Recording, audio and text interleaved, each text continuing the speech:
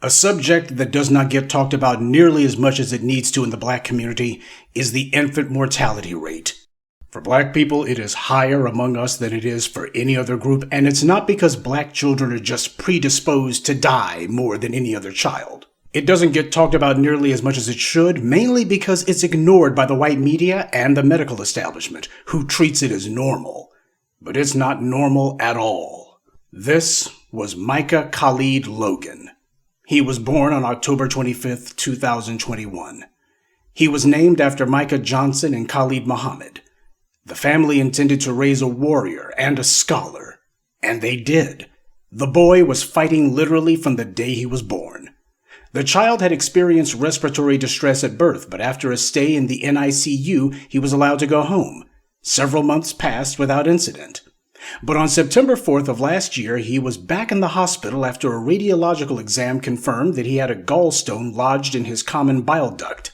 Bile is produced in the liver for the purpose of breaking down fats, and it's crucial to the digestive process. Bile passes from the liver into the gallbladder through a series of channels called the bile ducts. When the bile ducts are blocked, it causes health problems. A common procedure used to treat this condition is endoscopic retrograde cholangiopancreatography, or ERCP for short. A catheter with a scope attached is inserted into the affected bile duct and the stone is removed. Anytime a medical procedure is performed, there's always a chance of some complication occurring. According to the National Institute of Health's website, the post-surgery complication rate for ERCP is approximately 7%. And of that 7%, about 1 in 4 is severe. That means a little under 2% of these procedures have severe complications, according to the U.S. government's own website. Little Micah's parents signed the standard consent form saying that they understand that there are risks involved with this kind of procedure, though it needs to be said that whenever people sign these forms, they're doing it largely because the hospital makes it clear they're not going to perform any sort of procedure without it, so it's not exactly like you have a choice. Like any parent whose child is facing a health concern, you're going to sign the papers no matter what you think of them. That's just a reality.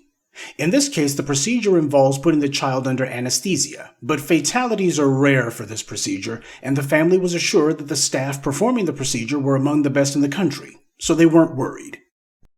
This is the last photo taken of little Micah Khalid Logan alive.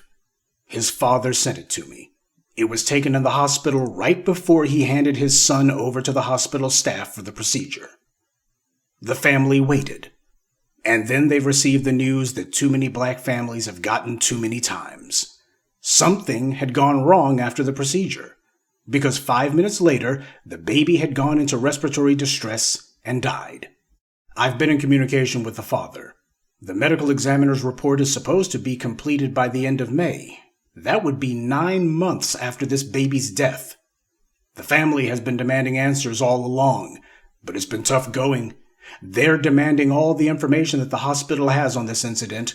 How could a routine surgery with a child who was, when he was admitted, not in any sort of respiratory distress, have resulted in his suddenly not being able to breathe and then dying after what the family says they were told was a successful operation? Transparency is what's called for here. Complete and thorough transparency. The family demands it. But instead, there's just been one wall after the other.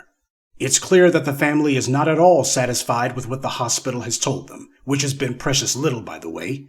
And it needs to be said that at this point, the family doesn't trust them and doesn't believe them. They've had to bury their baby, something that no family should ever have to endure. And on top of that, the indescribable frustration of not knowing why. Now, the hospital will no doubt claim that they did their best and it's no fault of theirs. But the family has not been able to get answers, and what little they've been told has been anything but satisfactory. Since then, they've sought out legal counsel, but so far, lawyers have been reluctant to take up the case. They want to see the ME's report because it may totally support the hospital's side. From a lawyer's standpoint, that is understandable, but my question is this. What if the medical examiner's report doesn't support the hospital's version of the events? What then? The infant mortality rate for black babies in the U.S. is the highest of any group. Things that most all non-black babies walk away from find black babies wind up dead from, and nobody ever seems able to explain why. Fewer seem to care. And these things keep happening with no apparent answers from the medical authorities, no matter how hard the parents push for those answers. A few months before the tragedy that struck the Logans, another black couple, this time in Charleston, South Carolina, suffered the same fate. They brought their 3-year-old son, Owen Fields, to a pediatric dentist because the child suffered from childhood caries, basically cavities, and the physicians wanted to replace his front teeth with crowns. The boy was put under anesthesia for the procedure. 30 minutes later, the child was taken out of the operating room to recovery. The dentist noticed the toddler was crying and trying to pull the oxygen mask from his face. He then went into respiratory distress. 7 minutes later, he was dead. There were also serious questions in that boy's death as well, because 250,000 children undergo the procedure every single year, with few complications. In the case of Owen Fields, his older brother had undergone dental anesthesia with no problems. But most disturbing of all was that the surgery center didn't report little Owen's death, which is required under state law. South Carolina's State Law Enforcement Division has been investigating that death. This is why figures and information regarding black infant mortality is often so tricky to compile, because the information is either not reported correctly or just isn't reported at all, which seems to be the case with all information about black life, from criminal cases to education to income to causes of death. I haven't been able to find any follow-up information on what became of the investigation into little Owen's death. It seems other than one story, nobody in the white media thinks it's newsworthy, and our so-called black politicians are too busy trying to climb the political ladder to care. Well, we've got to care. Just last month, the CDC reported that deaths for black infants and mothers was rising. I'll bet. But when has the death rate for black babies and their mothers ever been low? This has been going on for over a century now, and rather than treating it as the crisis that it is, instead it's totally ignored. When it comes to black babies' deaths, the medical establishment and the white media routinely tell us that there must have been some sort of pre-existing condition at work. The same thing we hear time and again whenever a black person dies at the hands of the police. From Eric Garner to Elijah McClain, we keep hearing that there must have been some sort of pre-existing condition to blame. When demanded to substantiate these dismissals, the answers black families get is silence. Too many times, black babies and their mothers go into hospitals alive, with no breathing or cardiac problems at the time of admission, only to then suddenly go into cardiac arrest.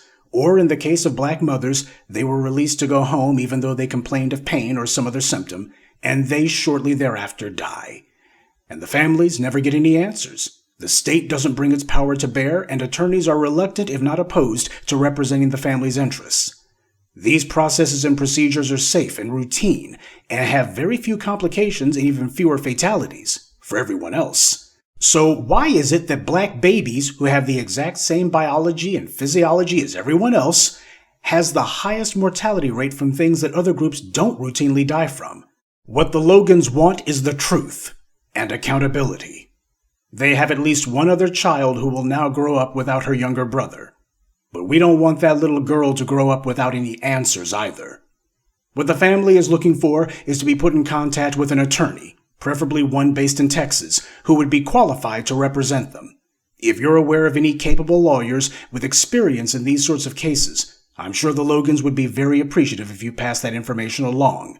I've put the Twitter account for Micah's father in the description of this video. We can't allow these things to simply be treated as unsolved mysteries.